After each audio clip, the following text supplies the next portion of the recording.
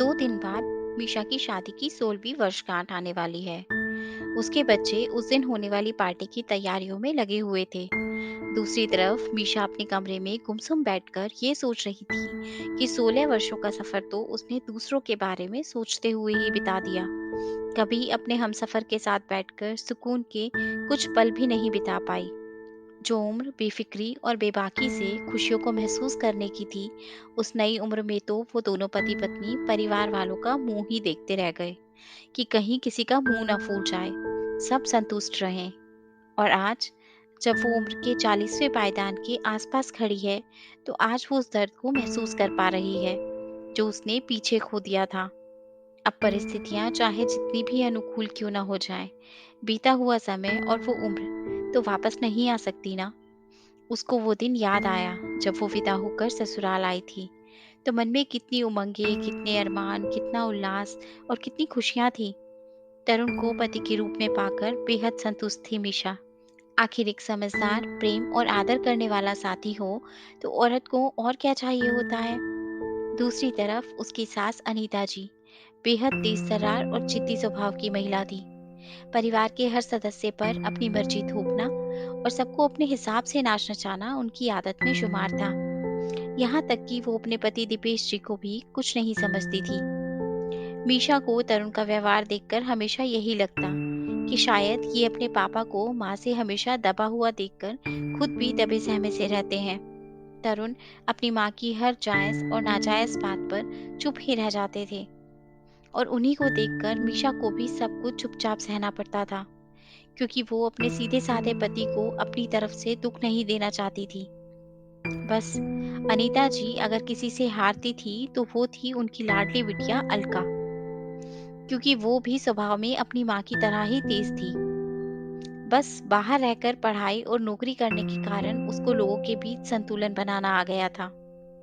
और यहाँ घर पर भी उसकी जगह तो तरुण से ऊपर ही थी, पर जिम्मेदारी के नाम पर वो सिर्फ सलाहकार का ही काम करती थी, और वो भी सिर्फ फोन पर जाने क्या जादू था कि तरुण की सारी भागदौड़ और मेहनत पर उसकी 2-4 बातों से पानी फिर जाता था। और अनीता जी तरुण का नाम तक नहीं लेती थी और बिटिया का यशगान चारों तरफ गाया करती थी। जब अनीता जी मीशा के साथ दुर्व्यवहार करती तो उसे दुख तो होता, पर वो ये सोचकर चुप रह जाती कि चलो, मेरी तो सास है, सास कब बहू को बेटी वाला स्नेह दे पाती है। पर जब वो तरुण के साथ भेदभावपूर्ण व्यवहार देखती तो उसकी आत्मा तक कचोट जाती थी कि कैसे कोई अपने बेटे के साथ सौतेला व्यवहार कर सकता है, वो भी जब एक ही बेटा हो। तरुण भी अपनी माँ की हरकतों से वाकिफ थे, पर बुद्धि से परिपक्व होने के कारण कई बार चीजों को जानते हुए भी नजरअंदाज कर देते थे। और मीशा को भी यही कहते कि ध्यान मत देना, जाने दो। और पति की बात को मानते हुए मीशा अनीता जी के किए हुए भेदभावपूर्ण रवैये, फिर चाहे वो छोटे से काम के लिए भी थक कर सोए हुए तरुण को बेफिक्री से जगा देना हो, और वहीं पर बिटिया रानी रिमोट लिए बैठी हो पर उनको डिस्टर्ब ना करना हो, या फिर मीशा को शादी में मुंह दिखाई में मिले उपहारों को अपने पास रखकर अलका को पसंद करा देना, ये कहकर कि देख लो बेटा, ये सब कुछ मेरे व्यवहार से मिला है, तुम्हें जो पसंद हो तुम ले लेना। और रोज की ऐसी ही तमाम बातें हो जाती थी जो मीशा को हमेशा ये एहसास दिलाती थी कि उसकी हैसियत घर में काम वाली से ज्यादा कुछ भी नहीं है। और उसके साथ आए दिन ही अनीता जी के ताने सुनने को मिलते कि करना तो लड़के बहू को ही पड़ता है, बहू इसी दिन के लिए आती है कि सास ससुर की सेवा करे। जब कभी दीपेश जी मीशा के लिए कहते कि ये तो हमारी बिटिया है, तो अनीता जी तपाक से उनकी बात काट कर कहती थी, ऐसा है जी, बहू कभी बेटी नहीं बन सकती। और मीशा मन महसूस कर रह जाती। उसको पिता तुल्य ससुर के स्नेह से भी वंचित कर देती थी अनीता जी। तरुण सब कुछ समझते हुए भी बेटे का फर्ज निभाने को तैयार रहते थे। आज स्थिति ये हो गई थी कि अब मीशा का चित्त फट गया था सबसे। अब वो पहले की तरह शांतचित्त की जगह चिड़चिड़ी हो गई थी। अब वो अपना शेष जीवन सुकून से बिताना चाहती थी। एक दिन अनीता जी फिर से बातों बातों में ज्ञान देते हुए बोली, भाई आजकल की बहुएं तो सास की सास बनकर रहती हैं, कोई सेवा भाव नहीं, कोई आदर सम्मान नहीं। जबकि सास ससुर के प्रति जिम्मेदारी लड़के बहू की होती है। जो माता पिता की सेवा नहीं करते वो कभी सुखी नहीं रहते। वैसे तो ये बातें मीशा पिछले 15 सालों से निरंतर शांत होकर सुन लेती थी, पर पिछले 1 साल से उसको इन बातों से अनिच्छा सी हो गई थी और आज सालों के गुब्बार बाहर निकलना चाह रहा था। अचानक अनीता जी की बातों को बीच में ही रोककर मीशा बोली, ऐसा है माँ जी, ये सब बेकार की बातें हैं कि बहू सेवा करने के लिए आती है। बहू आपके बेटे की पत्नी बनकर आती है। वो घर का महत्वपूर्ण अंग होती है, जो उसको कभी माना नहीं जाता। अगर उसको स्नेह और अपनापन दिया जाए, तो वो आपको आपकी अपनी औलाद से ज्यादा मान सम्मान और प्यार देगी। अगर उसको सिर्फ बेवकूफ ही समझा जाए, तो एक समय के बाद वो भी आप जैसी ही बन जाएगी।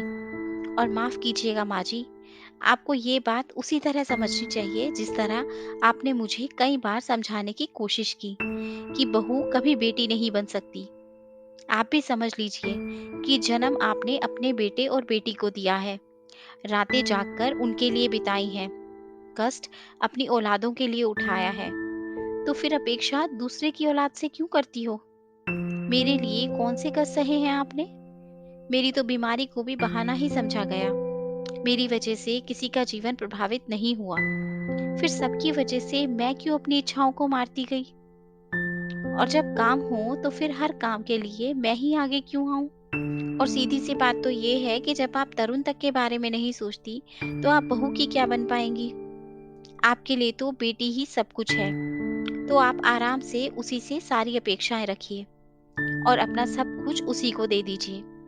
यकीन मानिए, मुझे अलका से कोई समस्या नहीं है, बस मुझे मेरे हिस्से का सुकून दे दीजिएगा, जो मैं 16 सालों से ढूंढ रही हूँ।